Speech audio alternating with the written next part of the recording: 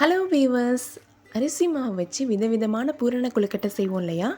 அதுக்கு பதிலாக ஒரு ஹெல்த்தியான ஆப்ஷனாக இந்த ராகி கொழுக்கட்டையை செஞ்சு பாரு.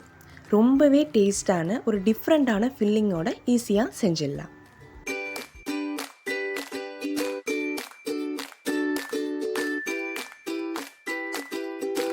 இந்த டிஷ் செய்கிறதுக்கு ஒரு பவுலில் 1 கப் அளவு ராகி மாவு சேர்த்துக்கிறோம். அது கூடவே ஒரு 1/2 கப் அளவு அரிசி மாவு சேர்த்துக்கிறோம்.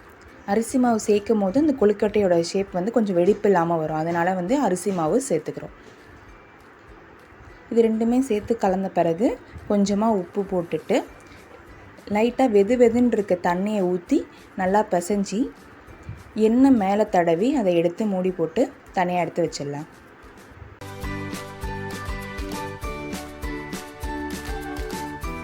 உள்ள ஃபில்லிங் செய்கிறதுக்கு கேரட், தேங்காய், ஜீனி, ஒரு ஏலக்காய் மட்டும் போதும். ஃபஸ்ட்டு ஒரு வானலியில் நல்லா நெய்யை தடவிட்டு அது கூடவே நம்ம திருவி வச்சுருக்கோம் இல்லையா கேரட், அது 1 கப்பு போட்டு நல்லா வதக்கி எடுத்துக்கிறோம்.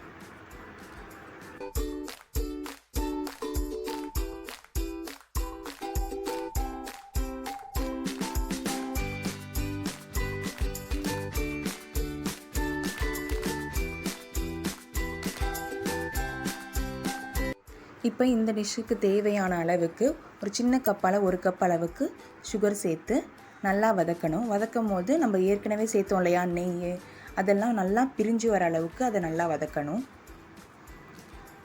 அது நல்லா பிரிஞ்சு வந்த பிறகு நல்லா 1 கப் அளவுக்கு தேங்காய், இப்போ நல்லா தேங்காய் 1 கப் அளவு சேர்த்துட்டு அதையும் நம்ம நல்லா சுருளை வதக்கிக்கிறோம். இப்போ வதக்கிட்டு இந்த பூரணத்தை தனியாக சாப்பிடவே ரொம்ப டேஸ்ட்டாக இருக்கும். இப்போவும் யூஸ்வலாக நம்ம பருப்பு பூரணம் செய்வோம் இல்லையா, அதுக்கு பதிலாக இந்த மாதிரி கேரட் வச்சு பூரணம் செஞ்சு பாருங்கள், ரொம்பவே நல்லாயிருக்கும். இப்போ இது கூட கொஞ்சமாக ஏலக்காய் தட்டி போட்டு இந்த பூரணத்தை தனியாக எடுத்து வச்சிடலாம்.